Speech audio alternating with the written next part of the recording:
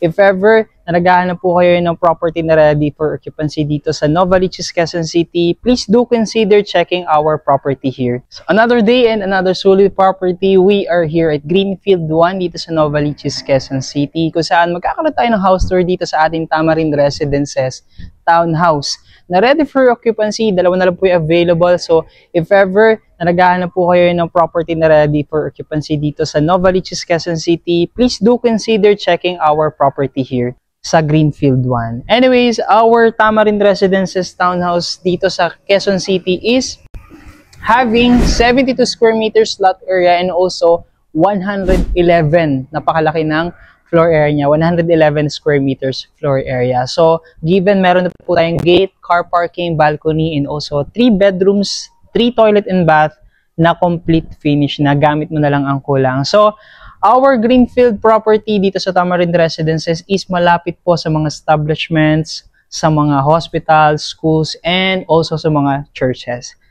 Along the way din po ito, along the road. Kaya mas malapit ang transportation natin going in and out sa Metro Manila area and Bulacan as well. Papunta na rin ng NLEX, entrance and exit. Tara, samahan niyo ako for our house tour. So, kung napapansin niyo dito, ang ating townhouse is malapad talaga. Car parking, 1 carport ang available. May mga faucet na rin tayo and outlet. Given, malawak din yung ating bintana and solid wood po yung pinaka-pintuan natin. Sa pagpasok naman natin dito is sasalubong yung pinaka-living area natin.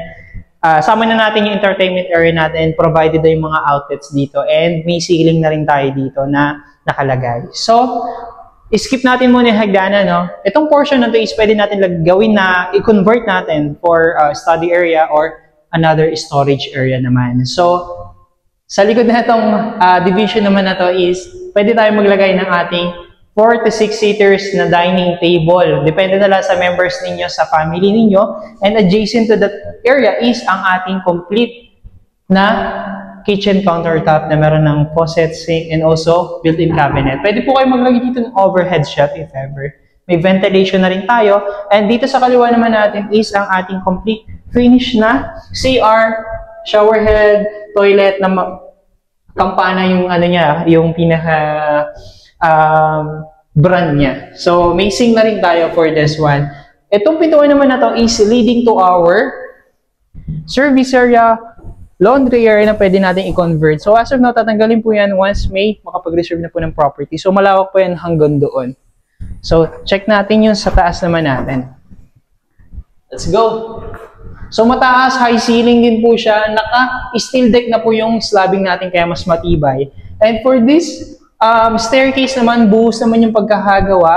May wood plank na rin tayo na 2-inch. Malapad talaga yung wood plank natin dito. And yung handrails natin, tubular for our safety handrails sa members natin sa family. So, dito naman, meron naman tayo dito ang CR. Common CR yan para sa first and second bedroom natin dito sa taas.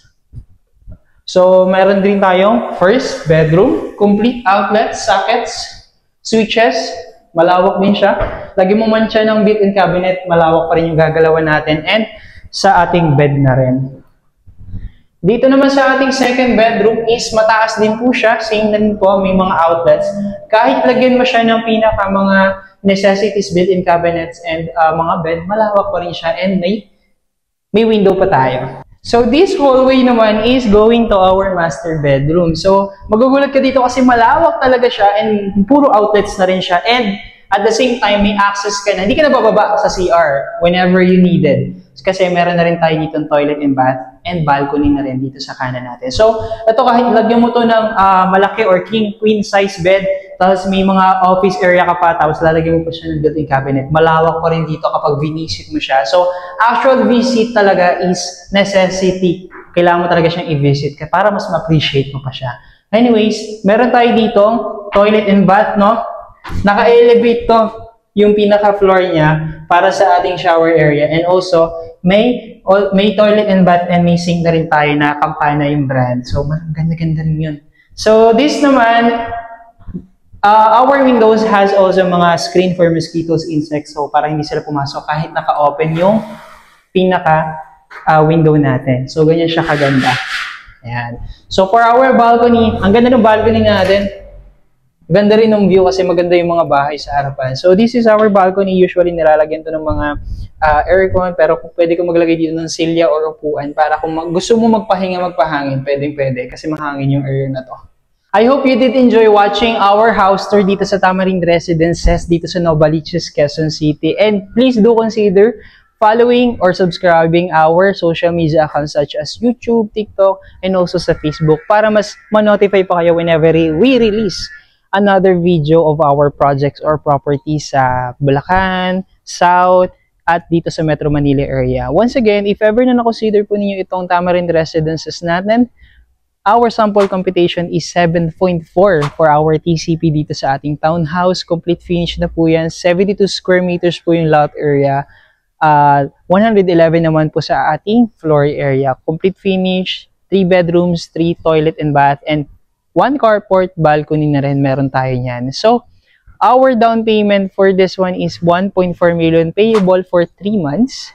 And reservation for this project is 30,000 pesos para makapili ka na rin kung gusto mo ba ng Townhouse 3 or yung Townhouse 1 at mapili mo yung gusto mong area.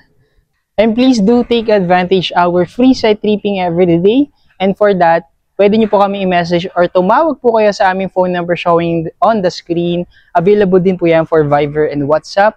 And once again, this is Joshua Bicalan of Bahay Expert here at Quezon City. Bye for now!